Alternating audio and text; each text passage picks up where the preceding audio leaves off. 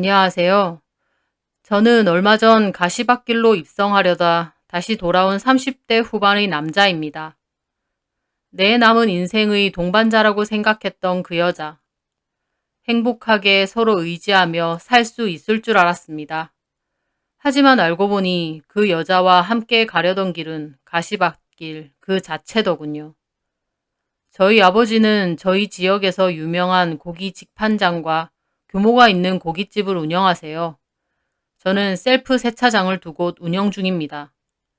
아버지나 저나 사업을 하다 보니 집은 나름 여유가 좀 있는 편입니다. 연애도 몇 번 했지만 워낙 친구들이랑 놀러 다니고 훌쩍 여행 다니는 걸 좋아하는 성격이라 결혼 생활 자체가 저에게는 맞지 않을 것 같았어요. 그래서 결혼을 안 할 생각도 있었는데 집에서는 하나밖에 없는 아들, 결혼도 안 하고 맨날 놀러 다니니 걱정이 많으셨죠. 그래서 손자리도 자꾸 알아오셨어요. 하지만 저는 별로 내키지 않았고 그냥 자연스럽게 사랑하는 사람이 생기면 결혼하겠다 말씀드렸습니다. 그러다 그 여자를 만났어요. 저는 부모님과 주일에 교회를 나가는데요.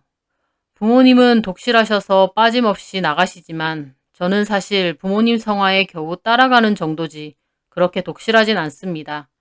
일이 있으면 빠지는 일도 많고요. 어쨌든 그날은 오랜만에 교회에 갔는데 권사님이 새로 오신 가족분이라고 하면서 그 여자와 여자의 부모님을 저희 가족에게 소개시켜 주셨어요. 이쪽 지역으로 이사를 오게 되면서 이 교회에 오게 되었다고요. 그분들은 인상은 정말 좋았습니다. 푸근한 인상의 여자 집사님과 호탕해 보이는 남자 집사님, 그리고 따님이 한 명 있었습니다. 남자 집사님은 본인의 이름은 하종근이라며 하집사라고 부르면 된다고 하시더라고요. 하집사님의 따님은 정말 예쁘더라고요. 긴 생머리에 맑은 얼굴, 조근조근한 목소리가 여성스럽고 참한 그런 여자였습니다. 솔직히 그런 여자를 싫어할 만한 남자는 별로 없을 거예요. 저희 가족도 모두 좋은 인상을 받으며 반갑게 그 집 식구들과 간단한 담소를 나눴습니다. 하집사님은 저에게 무슨 일을 하느냐고 여쭤보시길래 셀프 세차장을 운영한다고 하니 반가워하시며 위치가 어디냐고 하시더라고요. 그래서 제가 어디 사시냐고 여쭤봤죠. 제가 지역에서도 정반대의 위치로 두 개를 운영하니까 조금이라도 댁에서 가까운 곳을 알려드리려고요. 동네를 알려주시길래 저는 두 개의 주소가 찍힌 제 명함을 드리며 밑에 2호점으로 가시면 된다고 알려드렸습니다. 그분은 알겠다고 곧 세차해야 되는데 가보겠다고 하시더라고요. 교회 사람들끼리는 서로 도와주고 보탬이 되는 일이 많다 보니 이런 일은 흔한 일이었습니다. 며칠 후 모르는 번호로 연락이 왔어요. 받아보니 그 하집사님이시더라고요. 여기 세차하러 왔는데 형제님 혹시 사무실에 있나요? 저는 마침 그 세차장 사무실에 있던 차라 알겠다며 나갔습니다. 그분은 까만 세단 차를 갖고 오셨더라고요. 정말 일부러 오셨나 싶어 감사하고 반가웠습니다. 오셨어요? 어휴, 세차장이 꽤 넓어요. 세련되고. 예, 2년 전에 싹 리모델링 했거든요. 그렇군요. 젊은 사람이 운영하는 곳은 역시 다르네. 여기 셀프 말고 손세차도 해주죠? 네, 손세차 해주시는 직원분들도 계세요. 손세차 해드릴까요? 예. 그럼 잠시만요. 저는 직원분들을 불러 하집사님 차의 세차와 실내 세차를 맡겼습니다. 그 사이에 저는 하집사님과 제 사무실로 와 커피를 드렸어요. 형제님 능력자네요. 이렇게 큰 세차장을 두 개씩이나. 어휴, 능력자라니요. 아닙니다. 근데 결혼은 했어요? 아직 미혼입니다. 아니 왜? 이렇게 잘생긴 데다 능력도 좋은데. 과찬이세요. 여자친구는 있어요? 지금은 없습니다. 그래요? 여자들 눈이 다 삐었네. 이렇게 멋있는 남자를 냅두고. 제가 결혼 생각이 별로 없었거든요. 왜? 그냥 뭐 결혼하고 싶을 정도로 확신을 주는 여자는 못 만난 것 같아요. 혼자가 편하기도 하고요. 저는 그렇게 말하며 멋쩍게 커피를 마셨습니다. 하집사님은 저를 유심히 보시더라고요. 그때 교회에서 내 딸 봤죠? 아, 예. 예쁘죠? 그분은 은근히 웃으며 그렇게 말하시더라고요. 저는 약간 쑥스러운 기분을 느끼며 예, 미인이시더라고요 하고 대답했습니다. 내 딸은 어때요? 예? 아니, 내 딸도 결혼 안 했거든. 물어보니 남자친구도 없다는 것 같고. 아, 어떻게 형제님 생각 있으면 한번 만나보는 건 어때요? 저는 그분의 말에 좀 놀랐습니다. 끼케야 이번이 두 번째 만남이고 저를 잘 아시지도 못하는데 자신의 딸을 소개해 주신다뇨. 제가 어색하게 웃고 있자 그분은 또 그러시더라고요. 부담은 갖지 말고 젊은 사람들끼리 만나서 밥 한번 먹는 거죠 뭐. 내가 사람 볼 줄 아는데 형제님이 괜찮아 보여서 그래요. 솔직히 내 딸 정도면 누가 봐도 예쁘지 않아요? 어휴, 예쁘시죠. 근데 따님은 그런 생각 없으실 것 같은데. 만나서 뭐 어쩌자는 건 아니고 그냥 친하게 지내보라 이거지. 둘이 잘 어울릴 것 같아. 외모적으로나 성격적으로. 내가 너무 유난스러워요? 어휴, 아닙니다. 그러면 내가 우리 혜경이한테 물어볼 테니까 한번 만나봐요. 저는 조금 곤혹스러운 기분이 들었습니다.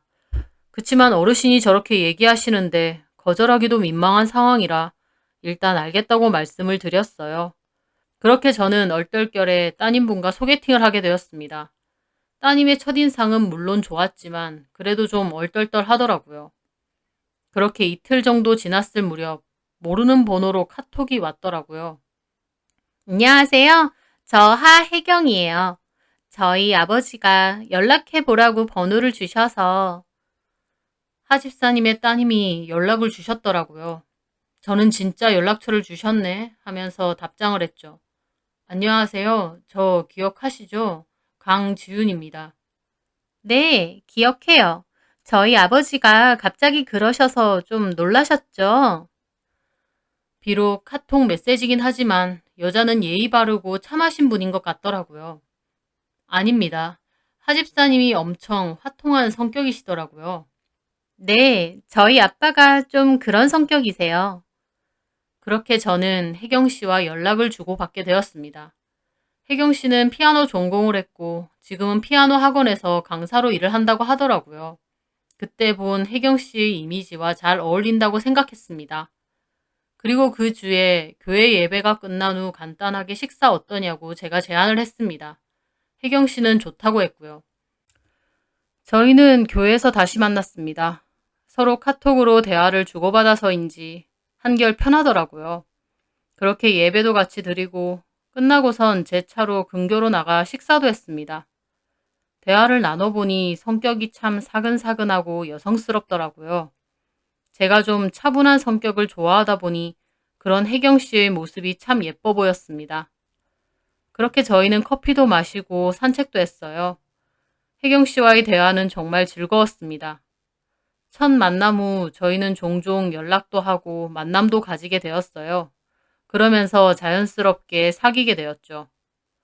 솔직히 그전에도 여자를 많이 만나봤지만 혜경 씨는 좀 다르더라고요. 결혼을 한다면 이 여자랑 하겠구나 라는 확신을 줬다고나 할까요? 저는 이런 게 운명인가 생각까지 할 정도로 혜경 씨에게 푹 빠지게 되었죠. 게다가 부모님들끼리도 교회에서 마주치며 가깝게 지내셨는데 저희 부모님도 혜경 씨를 좋아했습니다.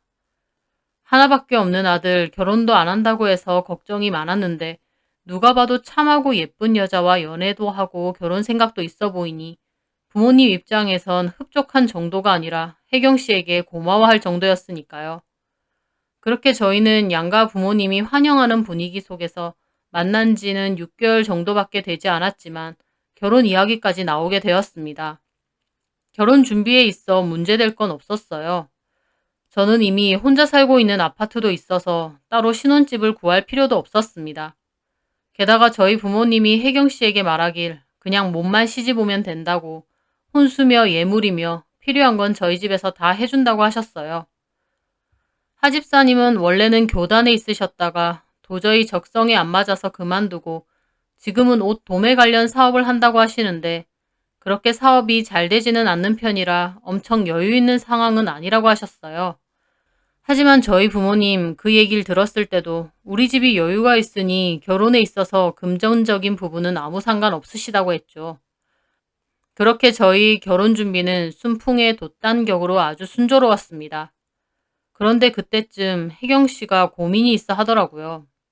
뭐냐고 하니 지금 다니는 학원이 사정이 어려워져서 문을 닫게 되었다며 자기도 곧 실직을 할 것 같다는 거예요. 어차피 저는 혜경 씨가 일보다는 집에서 살림을 좀 해주거나 제가 나이가 있으니 바로 아기를 가졌으면 하는 마음이 있어서 문제될 건 없다고 생각했어요. 근데 혜경 씨 말이 아버님 하는 사업이 그렇게 잘 되진 않아서 자기가 월급 중 일부는 부모님께 생활비로 여태껏 드리고 있었다며 앞으론 드릴 수 없다 생각하니 걱정이라고 하더라고요. 얼마나 드리고 있었냐 물으니 못해도 150 이상은 꼬박꼬박 드렸다고 하더라고요. 달에 150 정도면 적은 돈은 아니지만 그 정도야 제가 얼마든지 드릴 수 있을 것 같았습니다. 결혼하면 내가 매달 보내드리겠다 하니 혜경 씨도 기뻐하더라고요. 자기가 정말 결혼 잘하는 것 같다고 하면서요.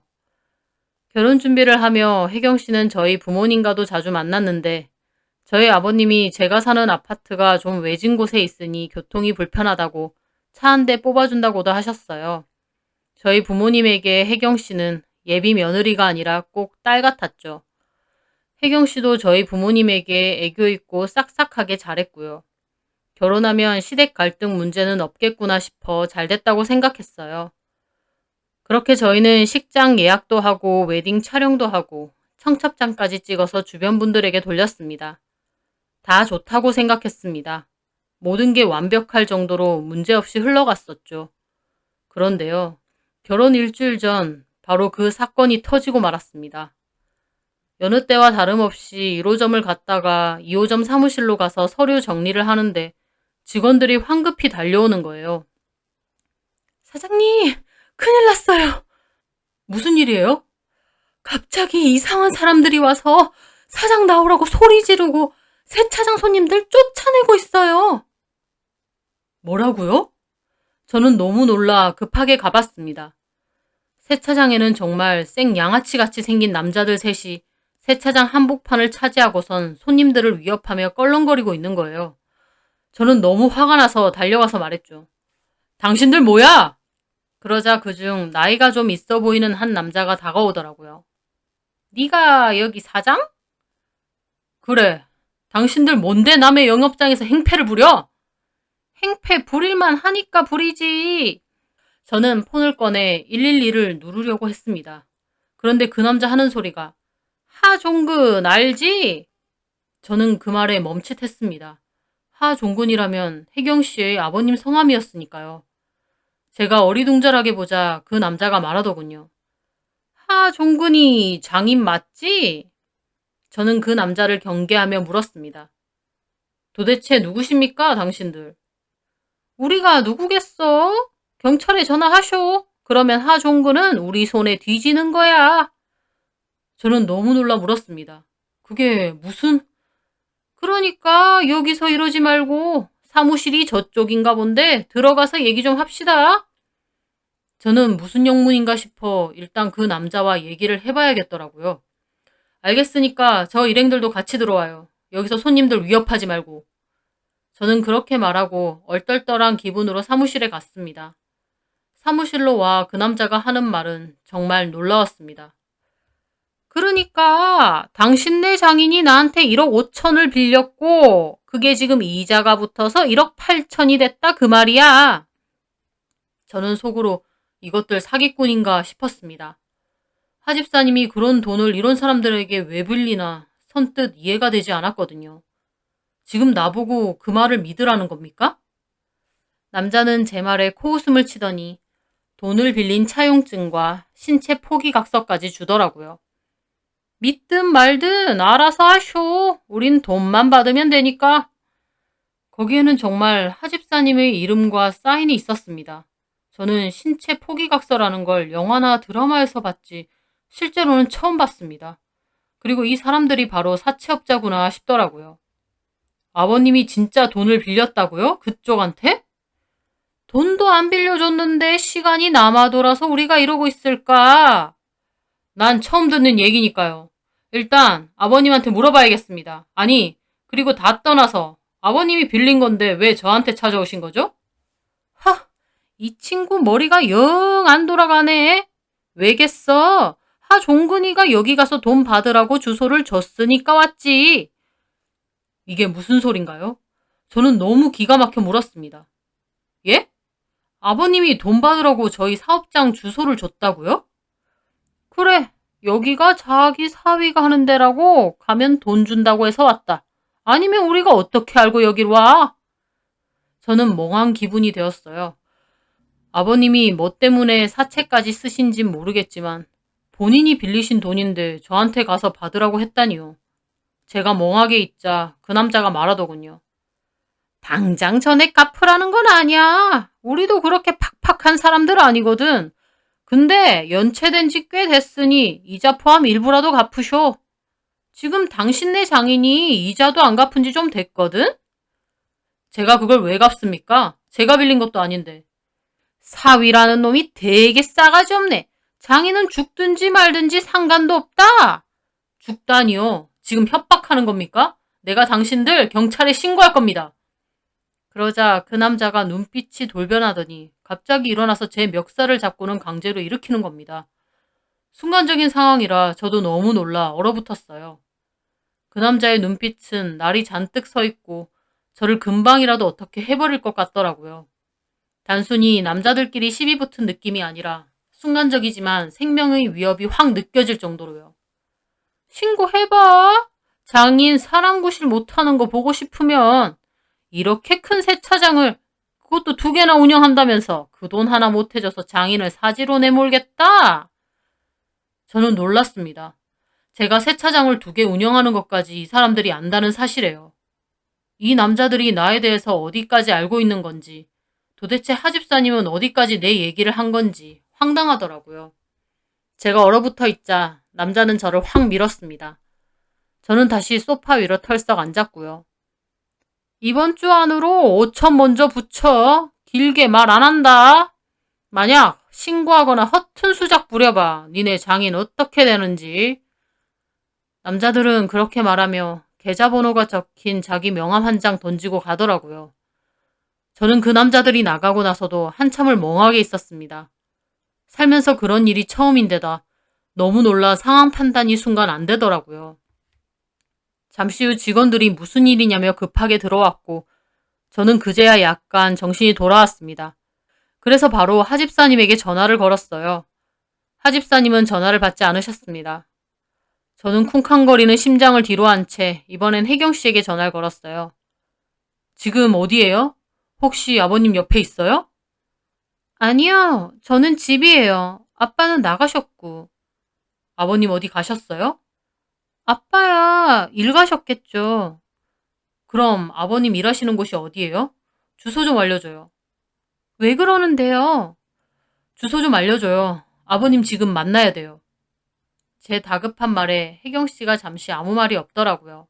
그러더니 무슨 일인지 모르겠지만 일단 나랑 만나요. 내가 아빠한테 연락해 볼게요. 알겠어요. 그러면 내가 지금 집으로 갈게요. 저는 그렇게 통화를 마치고 바로 혜경 씨네 집으로 차를 몰았어요. 그때까지도 손이 떨리더라고요. 혜경 씨네 집 앞으로 가니 혜경 씨가 나와 있었어요. 저는 내려서 아버님한테 연락해 봤냐고 하니 지금 오신다고 했다며 앞에 카페라도 일단 가 있자고 하더라고요. 저는 알겠다고 하고 카페에 들어갔습니다. 무슨 일이에요? 아빠를 그렇게 급하게 찾고? 저는 한숨을 내쉬었습니다. 혜경 씨는 아무것도 모르는 걸까 싶더라고요. 오늘 어떤 남자들이 찾아왔어요, 세차장으로. 아버님이 돈을 빌렸다더라고요. 1억 5천인데 이자 붙어서 1억 8천이 됐대요. 제 말에 혜경 씨가 놀라더라고요. 그 모습을 보니 혜경 씨는 모르는 것 같기도 했습니다. 혜경 씨는 몰랐어요? 아버님 사업 때문에 그걸 빌리신 거예요? 아무리 그래도 왜 사채를? 은행에선 대출이 안 되세요? 제 말에 혜경 씨는 아랫입술을 꽉 깨물더라고요. 혜경 씨도 많이 속상한가 보다 싶어 저도 한숨이 났습니다. 그리고 아무 말이 없는데 잠시 후 하집사님이 카페로 들어오시면서 앉자마자 말하시더라고요. 저기 들었어. 그 사람들 찾아왔지? 네. 정말 미안하네. 자네한테까지 찾아갈 줄은. 저는 좀 황당했습니다. 그 사람들은 하집사님이 제 사업장 주소를 다 알려줬다고 했으니까요. 알려주신 거 아닌가요? 그 사람들이 그러던데. 아니야! 내가 그런 걸 어떻게 알려줘? 자네한테 패 끼치는 건데. 자기들이 다 알아본 거야. 돈 안 갚는다고 일가 친척의 옛날 동창들 정보까지 다 뒤진다니까? 네. 저는 그런 사람들이라면 충분히 그럴 수 있을 거라 생각했습니다. 그리고 저는 물었죠. 근데 그 사람들한테 그 돈을 도대체 왜 빌리신 거예요? 사업하는데 조금 문제가 생겨서 이미 은행에선 대출을 받을 만큼 다 받은 상태라 어쩔 수 없이. 그런 사람들 얼마나 무서운 사람들인데 왜 그러셨어요? 금방 갚을 수 있을 줄 알았는데 이렇게 될 줄 몰랐어. 제 말에 혜경 씨도 그러더군요. 아빠, 결국 그 사람들한테 돈 빌린 거야? 그러지 말라고 했잖아. 미안하다. 그러면서 혜경 씨도 하집사님도 같이 우는 겁니다. 그걸 보는데 마음이 아프고 안타깝더라고요. 그러면서 하집사님 하는 소리가 자네한테 배 안 끼치게 내가 어떻게든 마련해 보겠네. 어떻게 하실 생각이신데요? 어떻게든 해야지. 그러면서 어두운 얼굴로 한숨을 쉬시고 혜경 씨는 옆에서 계속 울고 저도 환장하겠더라고요. 일단 그렇게 대화는 어영부영 끝이 났습니다. 다시 사무실로 돌아온 저는 기분이 착잡했습니다. 결혼식을 일주일 남겨두고 알게 된 장인어른의 빚. 이제 곧 가족이 될 사이인데 모른 척 할 수만은 없겠더라고요. 정말 돈을 갚지 않으면 아버님을 어떻게 해버릴지도 모른다는 생각도 들었습니다. 하지만 너무 큰 돈이기도 하기에 제가 대신 갚기에도 부담스럽고 난감하더라고요. 부모님께 말해볼까 싶다가도 혜경 씨를 생각해서 제 선에서 생각해보기로 했습니다. 그날 저녁 혜경 씨와 통화를 하는데 펑펑 울더라고요. 아빠가 너무 급하셔서 결국 사채까지 손을 대신 것 같다면서 도대체 어쩔 생각인지 모르겠다. 죽고 싶다. 저한테 미안해서 결혼 없던 일로 하고 싶다라고 하면서요. 펑펑 우는 혜경 씨를 보자 저도 너무 마음이 안타깝고 힘들었습니다. 그래서 고민 끝에 저는 결국 그 돈을 내가 대신 갚아야겠다 결론 지었습니다. 저에게도 너무 부담스러운 큰 돈이긴 하지만 곧 결혼을 앞둔 와이프네 집 사정을 모른 척 할 수가 없었으니까요. 일단 급한 돈부터 갚고 결혼식이 끝난 후 나머지 돈도 마련해야겠다고 나름의 계획을 짰을 때였습니다. 결혼을 이틀 놔두고 저는 기가 막힌 그 부녀의 진짜 모습을 보게 되었습니다. 제가 돈을 갚기로 마음먹은 다음 날 출근을 했다가 잠깐 집으로 돌아왔거든요. 그리고 안방에 있는 화장실을 쓴 후에 나가려는데 갑자기 안방으로 누가 들어오는 것 같은 소리가 들리더라고요. 강서방 방에 없지? 봐, 없어. 출근했다니까? 그러면서 방문 닫히는 소리가 들리더라고요. 저는 혜경 씨랑 아버님이 왔나 보다 생각하며 밖으로 나가려 했습니다. 그날은 저희 집에 정수기 설치 때문에 사람이 오기로 해서 저 대신 혜경 씨가 와 있는다고 했거든요. 아버님이랑 같이 왔나 보다 생각하면서 돈 이야기도 해야겠다 생각했습니다. 그리고 거실로 나가려는 순간 갑자기 하집사님이 욕을 하시더라고요. 아이 쪼잔뱅이 새끼. 저는 나가려다 멈칫했습니다. 하집사님이 저런 말도 하나 싶었어요. 저는 잠깐 멈춰서 둘의 대화를 들었죠. 전화해서 얘기 좀 했냐? 했어. 너무 힘들어서 결혼 못할 것 같다고. 그렇게 말했는데도 별말 없어? 결혼식이 이틀 남았는데? 어. 아, 나 미치겠네, 진짜. 그 새끼들이 진짜 나 죽이러 오면 어떡해. 그러게, 작작 좀 하지 그랬어. 진짜 무슨 생각으로 사채까지 끌어쓰는 건데. 내가 미쳐, 진짜. 야, 작작해라. 내 덕에 부잣집으로 시집 가는 주제에. 내가 시집 가고 싶어서가? 아빠 때문에 멀쩡하게 잘 만나던 태경 씨랑 헤어지고. 야, 그 새끼는 진짜 별 볼 일 없었잖아. 돈도 집 불었고. 너는 남자 보는 눈이 왜 그 모양이냐? 엄마 닮았나 보지. 근데 내가 아빠 뒤치다꺼리 언제까지 해야 돼? 네가 내 뒤치다꺼리를 뭘 했는데? 돈 몇 번 준 거 가지고 생색은? 야, 봐라. 내가 결국 괜찮은 결혼 자리 다 알아보고 자리까지 다 마련해줬잖아. 너는 떠먹기만 하면 됐고. 저는 도대체 이게 무슨 소린가 싶었습니다. 분명한 건 평소 하집사님이나 혜경 씨가 제가 원래 알던 말투가 아니었습니다. 그렇게 다정하고 친해 보였던 그 부녀의 평소 대화랑은 완전 딴판이었죠. 아니, 부잣집에 딸려 시집 보내면 뭐 하냐고. 뭐 나오는 구석이 없는데. 결혼 없는다는데도 강서방 그 자식은 가만히 있어? 솔직히 1억 8천을 어떻게 갚아줘. 아빠도 진짜 답도 없어. 그리고 결혼식 전에 그러면 어떡해. 결혼이라도 하고 이러던지. 이야, 그것들이 돈 당장 안 갚으면 죽인다고 나오는데 결혼 전이고 후고 봐주냐? 강서방 진짜 그 돈도 없어? 내가 어떻게 알아? 이것도 맹탕이네. 너는 그런 것도 안 알아보고 뭐 했어? 앓는 소리 해가면서 뽑아낼 거 있으면 뽑아내라 했지. 그 대화를 듣는데 온몸에 소름이 다 돋더라고요. 그 부녀의 대화는 딱 결혼 사기단, 그 이상도 그 이하도 아니었어요. 저에게 의도적으로 접근한 것 같고 그 사채업자들한테 저희 사업장 주소도 아버님 본인이 알려준 게 맞았습니다. 대신 갚으라고요. 결혼 며칠 안 남았다고 못 뒤집어 엎으니 제가 울며 겨자 먹기로 갚아줄 줄 알았던 모양이었습니다. 너무 기가 막히더라고요. 이제 가족이라고 생각했는데 완벽하게 저와 저희 부모님을 속인 거였어요. 그 후의 대화도 가관이었습니다. 정숙이 언제 오냐? 이제 올 시간 다 됐어. 이야, 집 좋긴 좋네. 너네 시댁에서 너 뭐 더 안 해준대? 몰라. 네가 빨리 애를 가져. 하나밖에 없는 며느리 임신했다는데 뭐 안 해주겠냐? 됐고, 아빠 계속 하우스 나가는 거 아니지? 저는 이건 또 무슨 소린가 했습니다. 안 나가. 근데 그 빚은 뭐야? 아빠 요새 일도 제대로 안 하잖아. 다 필요한 데 있어서 쓴 거야. 그만 땡땡거리고 너는 강서방이나 좀 잘 좀 구슬려. 아빠 돼지는 걸 보고 싶냐? 아빠가 싼 똥 아빠가 직접 치워. 맨날 나한테 난리야.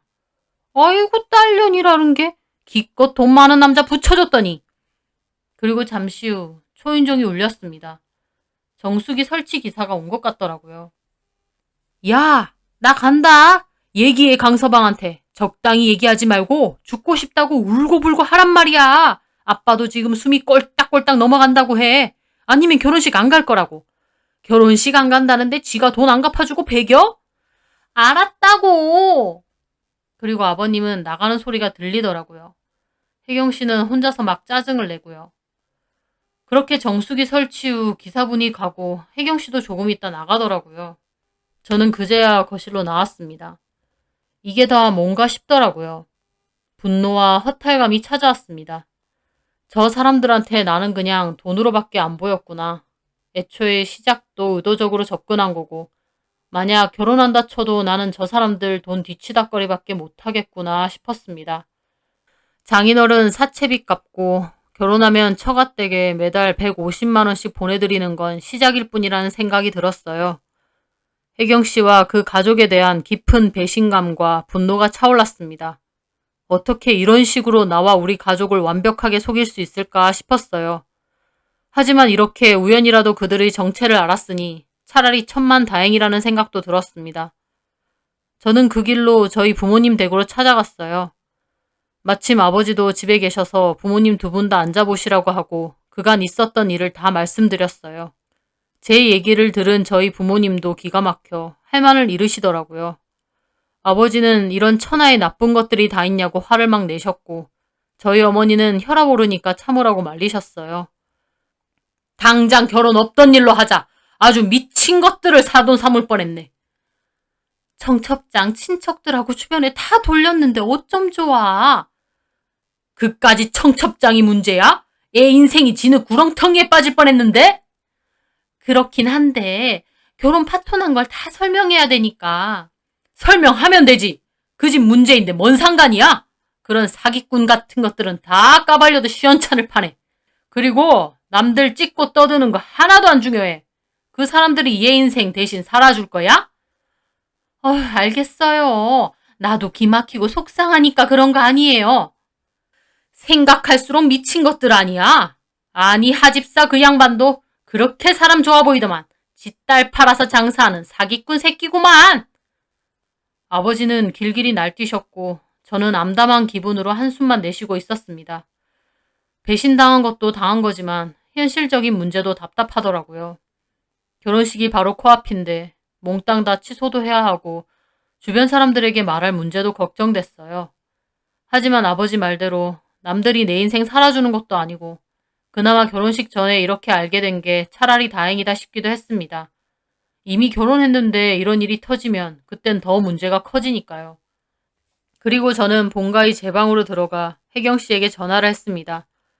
잘못한 것과 별개로 헤어짐을 얘기하려고 전화를 하는 거니 참 마음이 답답하고 슬프더라고요. 하지만 결혼식이 이틀 남은 상황이다 보니 빨리 해결을 해야 했습니다. 혜경 씨, 지금 통화되죠? 네, 지훈 씨. 아까 정수기 설치하고 갔어요. 혜경 씨, 우리 결혼 없던 일로 해요. 나 지금 부모님 집에 와서 부모님께도 말씀드렸어요. 네? 갑자기 그게 무슨 말이에요? 혜경 씨는 몹시 놀라더라고요. 놀라는 게 당연하겠죠. 왜 그래요? 혹시 우리 아빠 빚 때문에 그래요? 혜경 씨 물음에 저는 담담하게 말했습니다. 진짜 몰라서 물어요? 애초에 너한테 의도적으로 접근했죠? 네? 나 아까 집에 있었어요. 혜경 씨랑 아버님 하는 대화 다 들었다고요. 집에 있었다고요? 그럴 리가. 방엔 아무도 없었는데. 화장실에 있었으니까요. 내가 왜 헤어지자는진 알겠죠? 지은 씨, 이러지 마요. 우리 결혼 이틀 남았잖아요. 어떻게 이제 와서 파토를 내냐고요. 청첩장까지 다 돌렸는데. 차라리 지금 파토를 내는 게 낫죠. 결혼하고 갈라서는 것보다. 우리 아빠 때문에 미안해요. 나도 아빠 때문에 미치겠어요. 근데 내 잘못은 아니잖아요. 혜경 씨의 말에 저는 한숨이 절로 나더라고요. 왜 혜경 씨 잘못은 없어요? 애초에 나한테 접근한 것 자체가 불순한 의도였잖아요. 내가 뭘 어쨌다고요? 내가 지훈 씨한테 돈이라도 빌려달랬어요? 내가 아까 다 들었다고요. 아버님이 사채빚 나한테 갚게끔 혜경 씨한테 잘 구슬려 보라고 시키는 것까지요. 게다가 결혼하면 150만 원씩 보내드려야 된다면서요. 그건 내가 아니라 지훈 씨가 해준다고 했잖아요. 그렇게 유도했잖아요. 됐고 이런 걸로 입씨름하고 싶지도 않아요. 지훈 씨 이러지 마요. 어떻게 이틀 놔두고 결혼식을 파토내냐고요. 살다가 이혼도 하는데 결혼 전에 파토나는 게 뭐가 그렇게 대수겠어요. 내가 혜경 씨랑 아버님 하는 대화를 다 들었는데 끝까지 나한테 미안한 감정도 없나 보네요. 됐어요. 우리는 끝입니다. 식장하고 여행사는 내가 취소 전화할게요. 어차피 다 내 돈으로 했으니 상관없잖아요. 끊습니다. 앞으로 연락하지 마세요. 저는 그렇게 말하고 전화를 끊었습니다. 평생의 동반자로 생각한 사람이기에 저도 너무 마음이 아팠어요. 하지만 그보다는 배신감과 분노가 더 크더라고요. 내가 그 얘기를 다 들었다는데도 결혼식을 어떻게 물릴 수 있냐는 말만 하는 혜경 씨에게 정남이가 떨어지더라고요. 저는 최소한 변명이라도 할 줄 알았거든요. 그렇게 저는 제 방 침대에 누워 착잡한 기분으로 이런저런 생각을 하고 있었어요. 어떻게 일이 이렇게 된 건가, 어디서부터 잘못된 건가 되짚으면서요. 그런데 1시간쯤 지나고 나서 누가 초인종을 누르는 겁니다. 저도 누군가 싶어 나갔는데 저희 어머니가 놀라서 말하는 거예요. 하집사님이 오셨어. 하집사님과 혜경 씨가 찾아온 겁니다. 깜짝 놀랐어요. 저희 집도 아니고 저희 부모님 집으로 갑자기 찾아오다니요. 저희 아버지는 굳은 얼굴로 일단 문 열어주라고 뭐라고 하는지 드러나 보자고 하시더라고요. 하집사님과 혜경 씨는 불이 나게 들어오더니 소리치는 거예요. 이게 다 무슨 말입니까? 파혼이라뇨. 누구 맘대로? 이봐 강서방, 지금 뭐 하자는 건가? 결혼 이틀 앞두고 파혼? 그 말에 저희 아버지도 일어나 말하더라고요. 사돈, 아니 하집사님, 어떻게 이럴 수가 있습니까? 사채빚을 우리 애더러 갚으라고 사채업자들한테 주소까지 알려줬다면서요? 누가 주소를 알려줘요? 그 사람들이 마음대로 간 거라니까요? 혜경 씨한테 말 못 들으셨어요? 제가 다 들었어요. 아까 제 집에서 혜경 씨랑 아버님 하는 대화. 아니, 어떻게 이러실 수 있어요? 대화 들어보니 저는 무슨 돈줄이나 호구밖에 안 되던데요? 제 앞에서는 강서방 하시더니 뒤에서는 그 자식 저 자식 하면서 왜 돈 대신 안 갚아주느냐고 하셨죠? 제 말에 하집사님은 눈치를 보며 말하더라고요. 내가 언제 그렇게 얘기를 했어? 상황 자체가 너무 힘들다 보니 그냥 헛말이 나온 거지. 오해야? 아니요. 아까 그 얘기를 제 귀로 똑똑히 들은 이상 오해 아닙니다. 그래서 진짜 파혼이라도 하겠다는 거야? 결혼식 이틀 앞두고? 네. 그럼 그런 얘기를 듣고 결혼이라도 하란 말입니까? 제가 왜요? 제가 따지자 하집사님도 표정이 돌변했습니다. 야, 이 새끼야. 너 우리 딸 가지고 노냐? 결혼한다고 다 알려놨는데 일방적으로 결혼을 깨? 내 딸 혼사길 막을 일 있어? 그 말에 저희 아버지도 화가 나서 따지셨어요. 말 가려서 하세요. 지금 화내야 될 사람이 누군데 큰 소리입니까? 하집사님 사채빚을, 그것도 2억 가까이 되는 그 빚을 내 아들이 왜 갚아줘야 되는데요? 당신이야말로 남의 집 귀한 아들 인생 말아먹을 일 있어요? 그랬더니 하집사님 말이 과간이었습니다. 그 돈 좀 많으면서 같이 쓰면 되지. 있는 것들이 더해 하여튼. 그 말에 저나 부모님이나 입이 떡 벌어졌습니다. 그 한마디에 뭔가 그분의 본성을 본 느낌이었거든요. 애초에 그분은 딸을 결혼시킴으로써 저희 집 돈을 자기 돈이라고 생각했던 겁니다. 아버지는 거기서 얼굴이 벌개지셔서 따졌어요. 이런 되먹지 못한 우리 가족이 힘들게 번 돈을 당신이 뭔데? 뭐 이런 사기꾼들이 다 있어? 사기꾼? 돈 한 푼 받은 것도 없는데 뭔 사기야? 결혼시키고 뜯어낼 생각이었잖아. 뭐 이런 것들이 다 있어? 당장 나가! 내 집에서 당장 나가라고! 아버지가 너무 흥분하셔서 저도 아버지를 붙잡으며 말했습니다. 나가세요. 혜경씨, 아버지 모시고 가세요. 그때까지 가만히 있던 혜경씨는 다시 아랫입술을 꽉 깨물더니 난리치는 하집사님을 억지로 모시고 나가더라고요. 이야, 저것들 완전 사기꾼 가족이네. 네가 아까 그 대화 못 들었으면 저것들한테 아주 제대로 당하고 빨대 꼽힐 뻔했다. 어휴, 나도 심장이 벌렁거리네. 아니, 저런 분인지 꿈에도 몰랐어요. 세상 점잖고 성격 좋은 양반인 줄 알았더니. 그러게 말이야. 본성 드러내니까 완전 무례배가 따로 없네. 허! 그렇게 한바탕 난리가 있었습니다. 저는 참담한 기분으로 제 집으로 돌아왔습니다. 너무 암담하고 기막힌 기분이라 냉장고에 있는 술은 다 꺼내서 연거푸 마시고 있는데 혜경 씨에게 전화가 왔더라고요. 저는 받을까 말까 하다가 받았습니다. 네. 진짜 식장 취소했어요? 아니요. 내일 할 겁니다. 연락도 내일 돌리고. 진짜 마음 변함 없는 거죠? 당연한 걸 뭘 물어요? 아까 그 난리를 겪고 결혼을 진행할 수 있다 생각해요? 혜경 씨, 나 솔직히 물어봅시다. 진짜 아버지 사채빚 몰랐어요? 몰랐어요, 진짜. 그러면 애초에 나한테 접근한 건요? 아까 들어보니 아버님이 일부러 나한테 혜경 씨 소개해 준 거던데. 교회도 일부러 온 거죠?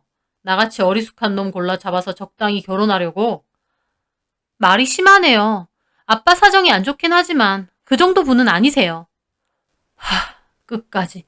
아버님이나 혜경 씨나 대단하네요. 우리 집에서 혼인빙자 사기죄로 고소 안 하는 걸 고맙게 생각하세요. 제 말에 혜경 씨는 비웃더라고요. 이봐요, 지은 씨. 돈 거래된 게 없는데 무슨 사기죄예요? 말이 돼요? 뭐라고요? 내가 돈 한 푼 받은 게 없는데 뭔 사기죄냐고요. 솔직히 나나 아빠가 뭘 잘못했어요? 대놓고 돈 내놓으라고 한 것도 아니잖아요. 지은 씨가 아빠 빚이라도 갚아줬냐고요. 혜경 씨는 정말 뻔뻔하더라고요. 내가 그걸 왜 갚아줘요? 그러니까요. 갚아줄 생각도 없었으면서 왜 난리냐고요. 결과적으로 우리 집에 한 푼이라도 돈 준 거 있어요? 나 진짜 어이없어. 나 사랑한다느니 좋아한다느니 난리를 쳐놓고 정작 돈 문제 끼니까 바로 안면 몰수하네요. 나야말로 지연 씨한테 온갖 적 다 떨어졌어요.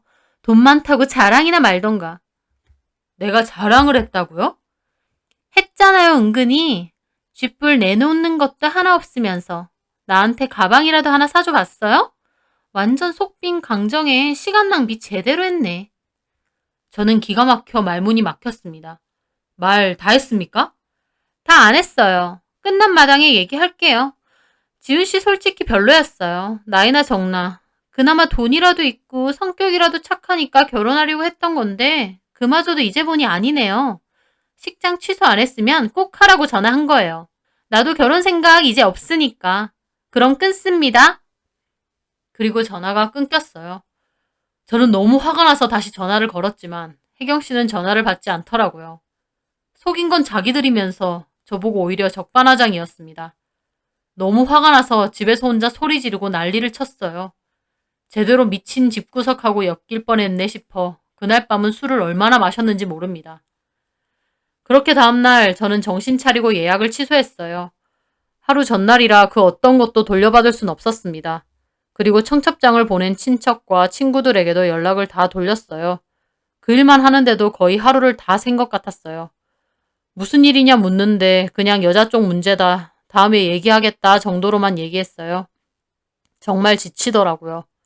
그리고 그날 저녁도 술을 진탕 퍼먹었습니다. 원래 같으면 내일이 결혼이니 총각으로서의 마지막 날이다 생각하며 웃었겠지만 이렇게 파토가 나고 나니 기분이 정말 처참하더라고요. 얼마나 내 이야기로 주변에서 떠들까 싶기도 하고요. 저는 그 후 가장 친한 친구들에게만 이 이야기를 해주고 부모님도 친한 친척분들에게만 간단하게 이야기를 하면서 결혼이 파토난 것에 대해 설명을 했습니다. 그리고 그 후 사채업자가 저희 사업장을 한 번 더 찾아왔습니다. 돈 준비됐지? 얘기 못 들었습니까? 뭔 얘기? 이제 그 사람 제 장인 아닙니다. 그러니까 나가세요. 안 그러면 지금 영업방해로 경찰 부를 거니까. 저는 그 남자가 보는 자리에서 112 신고를 했습니다. 그 남자는 깜짝 놀라더라고요. 미쳤어? 하종근이 죽는 꼴 봐도 상관없다 이거야? 허, 나 그 사람들이랑 아무 상관없어요. 결혼 파토 났다고요. 생판 남인 그 사람이 어떻게 되든 말든 나랑 뭔 상관입니까? 제 말에 그 남자의 얼굴이 일그러졌습니다. 결혼이 파토 났다면 장인도 아니고 결혼 예정이었던 거네? 예, 하집사님이 뭐라고 말했는지 모르겠는데 이제 결혼도 없던 일이 된 마당에 난 그 집이랑 아무 상관없어요. 엮이고 싶지도 않고요. 오히려 우리 쪽에서 그 사람들 사기로 고소하고 싶은 심정입니다. 제가 그렇게 말하며 씩씩거리자 남자도 인상을 써대며 혼자 욕을 하더라고요. 하종근 이 새끼 나한테 거짓말했네. 사위라더니 아직 결혼도 안 했잖아. 제가 그 말에 남자에게 물어봤습니다. 끝난 마당에 물어나 봅시다. 도대체 뭐 때문에 그 큰 돈을 빌린 겁니까? 제 말에 그 남자는 저를 훑어보더니 말해주더라고요. 어이 형씨 결혼한다면서 아무것도 안 알아봤어? 완전 순진하네 이 아저씨. 사업자금 용도는 맞아요? 제 말에 남자가 비웃더라고요. 사업자금? 사업자금 같은 소리 한다. 하종군이 그 자식 꾼이야 꾼 도박꾼. 저는 그 말에 또 눈이 휘둥그레졌습니다. 도박이요? 그래. 내가 애초에 그놈이랑 한 것도 하우스에서 돈 빌려주다 만난 거였어. 도박에 완전 정신 팔려서 원래 교사였댔나 어쨌댔나. 근데 그것도 들켜서 잘린 거라고.